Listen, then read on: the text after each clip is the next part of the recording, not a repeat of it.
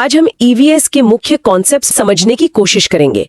पारिस्थितिकी यानी इकोलॉजी, फिर पारिस्थितिकी तंत्र, इकोसिस्टम, ऊर्जा प्रवाह, एनर्जी फ्लो, खाद्य श्रृंखला, फूड चेन, खाद्य जाल, फूड वेब, और अंत में पारिस्थितिकी तंत्र स्थिरता, इकोसिस्टम स्टेबिलिटी।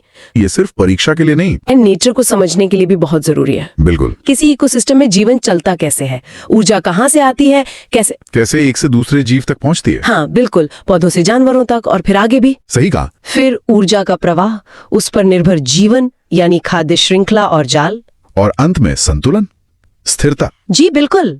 चलिए शुरू करते हैं एनवायरमेंटल स्टडीज ईवीएस। पारिस्थितिकी से शुरू करते हैं। हाँ, ये बिल्कुल तार्किक है इकोलॉजी से शुरू करना, क्योंकि ये बुनियाद है ना, कि जीव एक दूसरे से और अपने पर्यावरण से कैसे इंटरैक्ट करते हैं। तो चलिए इसको थोड़ा खोलकर देखते हैं। पर्यावरण की जब बात होती है तो दो शब्द अक्सर सुनने में आते हैं, जैविक और अजैविक, मतलब बायोटिक और एबायोटिक। हाँ बिल्कुल। एक तरफ है सूरज, पानी, हवा, मिट्टी, ये सब नॉन लिविंग चीजें, और दूसरी तरफ है पेड़ पौधे, जानवर, छोटे छोटे जीव यानी लिविंग कंपोनेंट्स। सही। तो ये दोनों मिलकर ही हमारे एनवायरनमेंट की बुनियाद रखते हैं। लेकिन इनके बीच का जो कनेक्शन है उसको क्या कहते हैं? इसी कनेक्शन की स्टडी को ही कहते हैं इकोलॉजी। ये बायोलॉजी की एक ब्रांच है। अच्छा। हाँ, ये देखती है कि लिविंग ऑर्गेनिजम्स, ये जीव जंतु आपस में कैसे रहते हैं और अपने आसपास के फिजिकल एनवायरनमेंट के साथ, मतलब एबायोटिक चीजों के साथ कैसे इंटरैक्ट करते हैं। तो एक तरह से जीवों और उनके घर के बीच का रिश्ता। एग्जैक्टली, बिल्कुल सही समझा, जीवों और उनके घर के बीच का रिश्ता। दिलचस्प। अच्छा, ये इकोलॉजी शब्द ये सबसे पहले किसने इस्तेमाल किया था, कोई आइडिया? हाँ, ये शब्द सबसे पहले, काफी पहले 1866 में अर्नस्ट हैकल ने यूज किया था। अर्नस्ट हैकल 1866। ओके। ये एक ग्रीक शब्द ओइकोलॉजी से आया है। ओइकोस का मतलब होता है घर या रहने की जगह। ओह, तो इकोलॉजी मतलब घर का अध्ययन, जीवों के प्राकृतिक घर का। हाँ बिल्कुल, कैसे जानवर, पौधे, माइक्रोब्स, ये सब अपने बायोटिक और एबायोटिक माहौल से जुड़े हैं। यही है इकोलॉजी। ठीक है, तो इकोलॉजी हुई इंटरैक्शंस की स्टडी। फिर ये इकोसिस्टम क्या है? ये शब्द भी बहुत सुनते हैं, पारिस्थितिकी तंत्र, ये अलग है? बढ़िया सवाल पूछा। हाँ, ये थोड़ा स्पेसिफिक है।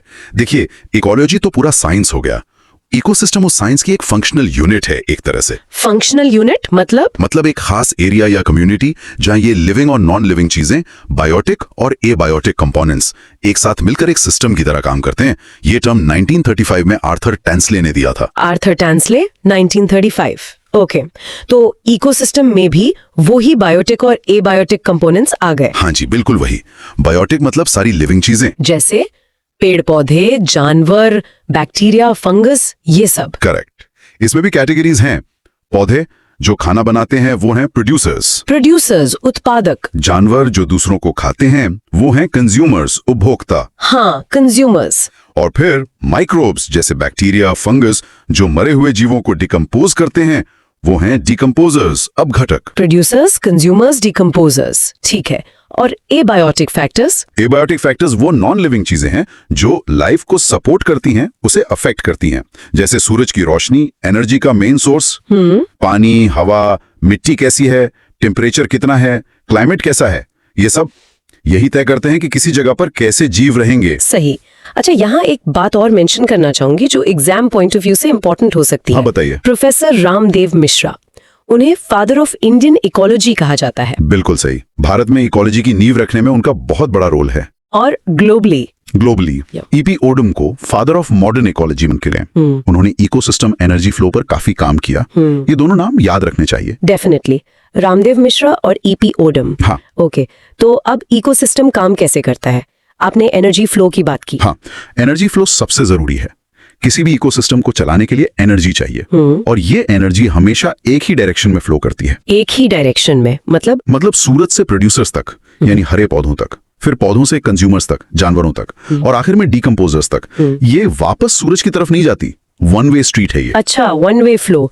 इसे समझने के लिए शायद फूड चेन या खाद्य श्रृंखला सबसे आसान तरीका है। हाँ, फूड चेन एक सिंपल मॉडल है इसे समझने के लिए। एक सीधी लाइन की तरह दिखाता है कि एनर्जी कैसे एक जीव से दूसरे तक जाती है। जैसे वो उदाहरण होता है ना। हाँ। घास को टिड्डा खाता है, टिड्डे को मेंढक, मेंढक को सांप, सांप को बाज। बिल्कुल, घास, टिड्डा, मेंढक, सांप, बाज। एनर्जी घास से बाज तक पहुंच गई। लेकिन असलियत में तो इतना सीधा नहीं होता होगा। नहीं, बिल्कुल नहीं।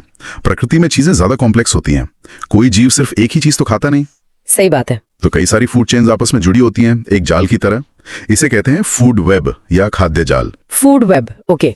तो ये ज्यादा रियलिस्टिक है। हाँ, ये ज्यादा रियलिस्टिक पिक्चर देता है। दिखाता है कि कैसे अलग अलग जीव खाने के लिए एक दूसरे पर डिपेंड करते हैं।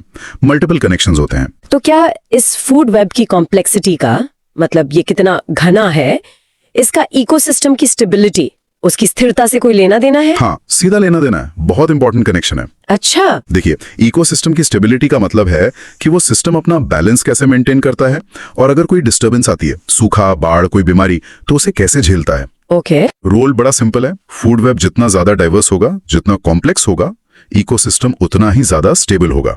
ज्यादा कॉम्प्लेक्स मतलब ज्यादा स्टेबल, ये थोड़ा काउंटर इंट्यूटिव नहीं लगता?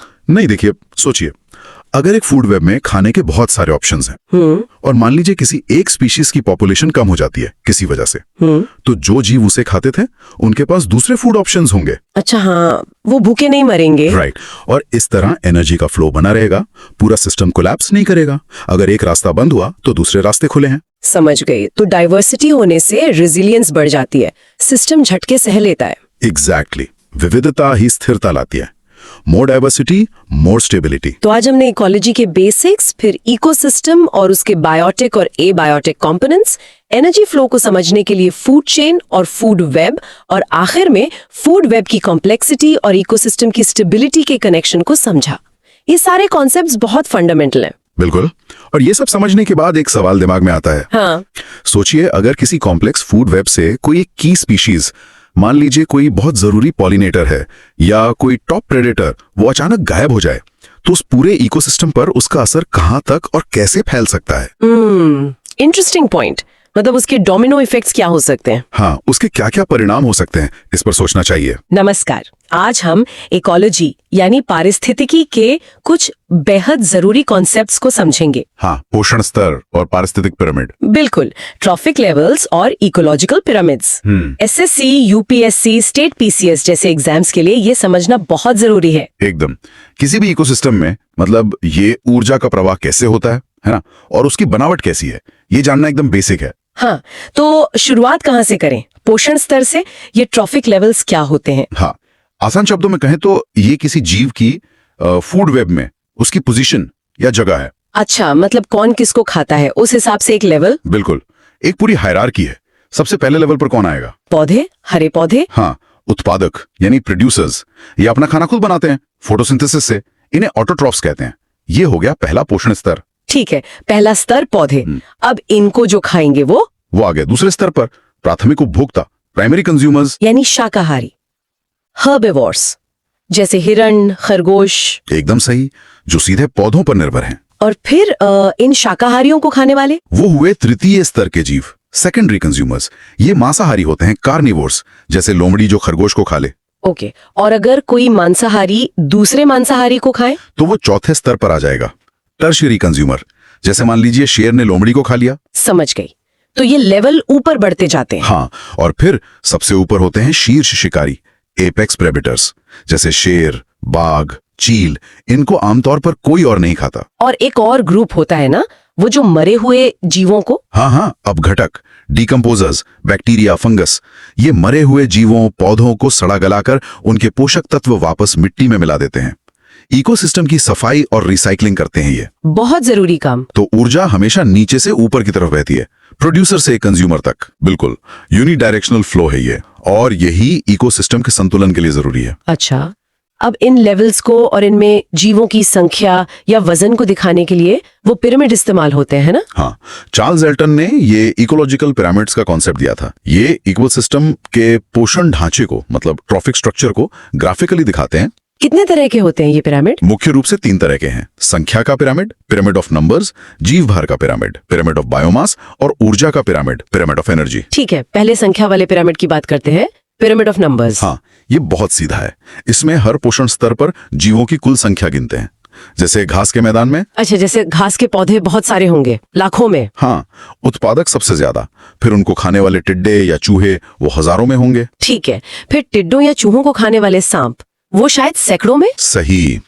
और सांपों को खाने वाली चील वो तो गिनती के होंगे। तो पिरामिड कैसा बना? नीचे चौड़ा, ऊपर जाते जाते पतला। सीधा पिरामिड, अपराइट। हाँ, आमतौर पे ये सीधा ही होता है, पर क्या हमेशा? शायद नहीं, कोई एक्सेप्शन है। बिल्कुल है। सोचिए, एक बड़ा सा पेड़, वो एक ही है ना? प्रोड्यूसर तो एक हुआ। हाँ, पर उस एक पेड़ पर रहने वाले कीड़े हजारों हो सकते हैं। वो प्राइमरी कंज्यूमर्स हैं। अरे हाँ, तो यहाँ प्रोड्यूसर कम है और कंज्यूमर ज्यादा। सही पकड़ा। तो यहाँ संख्या का पिरामिड उल्टा हो जाएगा, इन्वर्टेड, नीचे पतला ऊपर चौड़ा। दिलचस्प। ये जीवों की निर्भरता दिखाता है। अब दूसरा पिरामिड, जीव भार वाला, पिरामिड ऑफ बायोमास। हाँ, जीव भार यानी बायोमास। ये हर स्तर पर मौजूद जीवों का कुल वजन या जैविक पदार्थ, ड्राई वेट दिखाता है। अच्छा, वजन के हिसाब से। हाँ, जमीनी इकोसिस्टम में जैसे जंगल या घास के मैदान में ये भी ज्यादातर सीधा ही होता है। मतलब प्रोड्यूसर्स का कुल वजन सबसे ज्यादा। हाँ, मान लो सारे पौधों का कुल वजन 1000 किलो है, तो उनको खाने वाले शाकाहारियों का कुल वजन शायद 100 किलो ही होगा। और फिर मांसाहारियों का? उनका और कम, सेकेंडरी कंज्यूमर्स का शायद 10 किलो और टर्शरी कंज्यूमर्स तक पहुंचते पहुंचते बस 1 किलो। अरे, वजन इतना कम क्यों होता जाता है हर लेवल पर? इसका सीधा कनेक्शन ऊर्जा से है। हर स्तर पर जीव अपनी मेटाबॉलिक एक्टिविटीज जैसे सांस लेना, चलना फिरना, इसमें काफी ऊर्जा खर्च कर देते हैं। वो ऊर्जा बायोमास में कन्वर्ट नहीं होती। अच्छा, तो ऊर्जा कम होती जाती है, इसलिए बायोमास भी कम होता जाता है। बिल्कुल, और यही हमें तीसरे और सबसे अहम पिरामिड पर लाता है, ऊर्जा का पिरामिड, पिरामिड ऑफ एनर्जी। इसकी क्या खास बात है? खास बात यह है कि ऊर्जा का पिरामिड हमेशा सीधा होता है, ऑलवेज अपराइट, कोई एक्सेप्शन नहीं। हमेशा। हीट के रूप में लॉस हो जाता है, सिर्फ 10% ही अगले लेवल को ट्रांसफर हो पाती है। ओह, वो 10% लॉ। हाँ, वही लिंडमैन्स 10% लॉ। तो अगर प्रोड्यूसर्स ने 1000 जूल ऊर्जा बनाई, तो प्राइमरी कंज्यूमर को सिर्फ 100 जूल मिलेगी, सेकेंडरी कंज्यूमर को 10 जूल और टर्शरी तक सिर्फ 1 जूल। एकदम। इसीलिए फूड चेन ज्यादा लंबी नहीं होती। 4-5 लेवल के बाद आगे ट्रांसफर करने लायक ऊर्जा बचती ही नहीं। सही बात है। ये ऊर्जा की कमी, इसका संबंध प्रोडक्टिविटी से भी है। हाँ, बिल्कुल। इकोसिस्टम प्रोडक्टिविटी ये बताता है कि किसी इकोसिस्टम में कितनी तेजी से बायोमास बन रहा है। इसमें भी प्राइमरी और सेकेंडरी होता है। हाँ, प्राइमरी प्रोडक्टिविटी मतलब प्रोड्यूसर्स यानी पौधे कितनी तेजी से फोटोसिंथेसिस करके बायोमास बना रहे हैं। और सेकेंडरी प्रोडक्टिविटी वो कंज्यूमर्स के लेवल पर बायोमास बनने की दर है, मतलब शाकाहारी या मांसाहारी कितनी तेजी से नया बायोमास बना रहे हैं। इसमें एक और टर्म बहुत सुना है, एनपीपी, नेट प्राइमरी प्रोडक्टिविटी। हाँ, एनपीपी बहुत इंपॉर्टेंट है। देखो, पौधे जितनी टोटल ऊर्जा बनाते हैं वो है ग्रॉस प्राइमरी प्रोडक्टिविटी, जीपीपी। ठीक है, पर पौधे खुद भी तो जिंदा रहने के लिए कुछ ऊर्जा इस्तेमाल करते हैं ना, सांस लेने में, रेस्पिरेशन में। हाँ बिल्कुल। तो जीपीपी में से वो ऊर्जा घटा दो जो उन्होंने रेस्पिरेशन आर में खर्च कर दी। जो बचा वो है net primary productivity, NPP is equal to GPP minus R. अच्छा, तो यही वो ऊर्जा है जो असल में अगले लेवल यानी कंज्यूमर्स के लिए उपलब्ध है। एकदम सही। यही एनपीपी पूरे इकोसिस्टम के बाकी जीवों के लिए भोजन का आधार है। ये दिखाता है कि इकोसिस्टम कितना प्रोडक्टिव है। समझ गए। तो ये सारे कॉन्सेप्ट्स, पोषण स्तर, तीनों तरह के पिरामिड और प्रोडक्टिविटी, खासकर एनपीपी, ये सब आपस में जुड़े हुए हैं और इकोसिस्टम को समझने के लिए बहुत जरूरी हैं। एग्जाम्स के लिए तो है ही। बिल्कुल। और जब हम ये सब समझ लेते हैं तो एक सवाल दिमाग में आना चाहिए कि हम इंसान, हमारी गतिविधियां जैसे पोल्यूशन, डिफॉरेस्टेशन, खेती के तरीके, ये सब इन पिरामिडों को, इन पोषण स्तरों को और इकोसिस्टम की पूरी प्रोडक्टिविटी को कैसे बदल रहे हैं। हाँ, ये सोचने वाली बात है। इसका असर क्या हो रहा है, हाँ। इस पर विचार करना बहुत जरूरी है। कॉम्पिटिटिव एग्जाम्स में इकोसिस्टम्स, मतलब पारिस्थितिकी तंत्र, ये वाला टॉपिक बहुत आता है। हाँ बिल्कुल। तो आज ना इसी से जुड़ा एक जरूरी पॉइंट समझते हैं कि ये जो एनर्जी है, ऊर्जा, वो एक जीव से दूसरे तक जाती कैसे है, और इसका रास्ता दिखाते हैं ट्रॉफिक लेवल्स यानी पोषण स्तर। बिल्कुल सही। और इन ट्रॉफिक लेवल्स को और उनमें एनर्जी कैसे बहती है, इसको समझने का एक बहुत अच्छा तरीका है इकोलॉजिकल पिरामिड्स। हाँ, पारिस्थितिक पिरामिड। हाँ, ये हमें ना पूरे सिस्टम का स्ट्रक्चर और एनर्जी का फ्लो वो आसानी से दिखा देते हैं। हाँ। तो आज का मकसद यही है कि इन कॉन्सेप्ट्स को जल्दी से रिवाइज कर लें। हाँ, ताकि एग्जाम में इनसे जुड़े क्वेश्चंस बने तो दिक्कत ना हो। एग्जैक्टली। चलिए, तो फिर पोषण स्तरों से ही शुरू करते हैं। एकदम बेसिक लेवल पर सबसे नीचे कौन होता है? देखिए, सबसे नीचे पहले ट्रॉफिक लेवल पर होते हैं उत्पादक, मतलब प्रोड्यूसर्स। अच्छा, ये होते हैं हरे पौधे, algae, शैवाल वगैरह, हाँ। जो फोटोसिंथेसिस से मतलब प्रकाश संश्लेषण से अपना खाना खुद बनाते हैं। इसीलिए इनको ऑटोट्रोफ्स भी कहते हैं। इकोसिस्टम में जो एनर्जी का एंट्री पॉइंट है वो यही है। अच्छा, यानी सारी एनर्जी की चेन यहीं से स्टार्ट होती है। ठीक है, इनके बाद कौन आते हैं? इनके बाद दूसरे लेवल पर आते हैं प्राइमरी कंज्यूमर्स, प्राथमिक उपभोक्ता। ओके। ये शाकाहारी होते हैं, हर्बीवोर्स, जैसे हिरन, खरगोश, गाय, जो सीधे प्रोड्यूसर्स को खाते हैं, मतलब पौधों को। ठीक है, प्रोड्यूसर्स को खाने वाले हो गए प्राइमरी कंज्यूमर्स, और फिर इनको खाने वाले होते हैं सेकेंडरी कंज्यूमर्स, द्वितीयक उपभोक्ता। ये आ गए तीसरे ट्रॉफिक लेवल पर। अच्छा। ये मांसाहारी होते हैं, कार्निवोर्स, जैसे समझ लीजिए मेंढक है, छिपकली है, जो शाकाहारियों को खाते हैं। और फिर इनके भी ऊपर आते हैं टर्शरी कंज्यूमर्स, तृतीयक उपभोक्ता, जैसे सांप या उल्लू, जो सेकेंडरी कंज्यूमर्स को खाते हैं। ये चौथे लेवल पर हो गए। और इस पूरी चेन में सबसे टॉप पर, सबसे ऊपर होते हैं एपेक्स प्रेडेटर्स, शीर्ष शिकारी, जैसे शेर है, बाज है। अच्छा। इनके आप कह सकते हैं कोई नेचुरल शिकारी नहीं होते हैं, और ये फूड चेन में सबसे ऊंचे लेवल पर होते हैं। तो एनर्जी ऐसे नीचे प्रोड्यूसर से शुरू होकर ऊपर एपेक्स प्रेडेटर तक जाती है। ये तो हो गई फूड चेन की बात, लेकिन क्या कोई और ग्रुप है जो इस सिस्टम में इंपॉर्टेंट रोल निभाता है? हाँ, बिल्कुल। एक बहुत ही इंपॉर्टेंट ग्रुप है डीकंपोजर्स का, अपघटकों का। ओके। इसमें आते हैं बैक्टीरिया और कवक, मतलब फंगाई। इनका काम है मरे हुए पौधों और जीवों को सड़ाना, गलाना, और उनके जो न्यूट्रिएंट्स हैं, पोषक तत्व, उनको वापस मिट्टी में मिला देना। अच्छा। आप सोचिए, अगर ये ना हो तो न्यूट्रिएंट्स रिसाइकिल कैसे होंगे? प्रोड्यूसर्स को पोषण कहां से मिलेगा फिर? तो ये न्यूट्रिएंट साइक्लिंग के लिए बेहद जरूरी है। सही कहा, इनके बिना तो पूरा साइकिल ही अटक जाएगा। अच्छा, अब आते हैं इन इकोलॉजिकल पिरामिड्स पर। चार्ल्स एल्टन ने ये कॉन्सेप्ट दिया था। ये दिखाते क्या है असल में? ये पिरामिड्स जो हैं वो एंट्रोपिक लेवल्स के बीच का जो रिश्ता है उसको दिखाते हैं, कभी संख्या के आधार पर, कभी वजन के आधार पर, या फिर एनर्जी के आधार पर। ये एक तरह से ट्रॉफिक स्ट्रक्चर का ग्राफिकल रिप्रेजेंटेशन है। 3 मेन टाइप्स के होते हैं ये। ठीक है, पहला कौन सा है? पहला है पिरामिड ऑफ नंबर्स, यानी संख्यारा पिरामिड। ओके। ये हर ट्रॉफिक लेवल पर जीवों की गिनती बताता है। जैसे कोई ग्रासलैंड इकोसिस्टम है, घास का मैदान, हाँ। तो उसमें सबसे ज्यादा संख्या किसकी होगी? घास की, प्रोड्यूसर्स की। उनसे कम होंगे चूहे वगैरह, प्राइमरी कंज्यूमर्स। उनसे कम होंगे सांप, सेकेंडरी कंज्यूमर्स। और सबसे कम होंगे बाज, एपेक्स प्रेडेटर। तो ये पिरामिड कैसा बना? सीधा, अपराइट। हाँ, नीचे चौड़ा, ऊपर पतला। लेकिन क्या ये हमेशा ही सीधा होता है? नहीं, यहीं पर ध्यान देना है। ये एग्जाम में पूछ लेते हैं। सोचिए, एक पेड़ का इकोसिस्टम, एक अकेला बड़ा पेड़, प्रोड्यूसर, हाँ। उस पर रहने वाले हजारों कीड़े हो सकते हैं, प्राइमरी कंज्यूमर्स। अच्छा। और उन कीड़ों को खाने वाले शायद कुछ ही पक्षी हो, सेकेंडरी कंज्यूमर्स। तो यहाँ क्या हुआ? प्रोड्यूसर एक, कंज्यूमर हजारों। पिरामिड तो उल्टा हो गया, इन्वर्टेड। हाँ, ये तो बिल्कुल उल्टा हो गया। ये इंटरेस्टिंग है। अच्छा, और दूसरा पिरामिड कौन सा है? दूसरा है पिरामिड ऑफ बायोमास, जैव भार का पिरामिड। बायोमास मतलब? बायोमास मतलब हर लेवल पर मौजूद जीवों का कुल वजन। आमतौर पर ड्राई वेट लेते हैं। ओके, वजन। हाँ, जमीन वाले इकोसिस्टम्स में ये भी ज्यादातर सीधा ही होता है। मतलब प्रोड्यूसर्स का कुल वजन सबसे ज्यादा, फिर प्राइमरी कंज्यूमर्स का उससे कम, फिर सेकेंडरी का और कम। अच्छा। ऐसे ऊपर जाते हुए बायोमास कम होता जाता है। जैसे मान लीजिए 1000 किलो पौधे हैं, तो वो शायद 100 किलो शाकाहारी का पेट भर खाएंगे। हाँ। वो 100 किलो शाकाहारी आगे शायद 10 किलो मांसाहारी का पेट भरें, और वो 10 किलो आगे 1 किलो शीर्ष मांसाहारी का। तो बायोमास भी कम होता गया। समझ गए, यानी बायोमास भी ऊपर जाते हुए घटता है ज्यादातर। और तीसरा वाला आपने कहा था वो सबसे इंपॉर्टेंट है? हाँ, तीसरा और सबसे महत्वपूर्ण है पिरामिड ऑफ एनर्जी, ऊर्जा का पिरामिड। ये दिखाता है कि एनर्जी एक ट्रॉफिक लेवल से अगले लेवल पर कितनी ट्रांसफर होती है।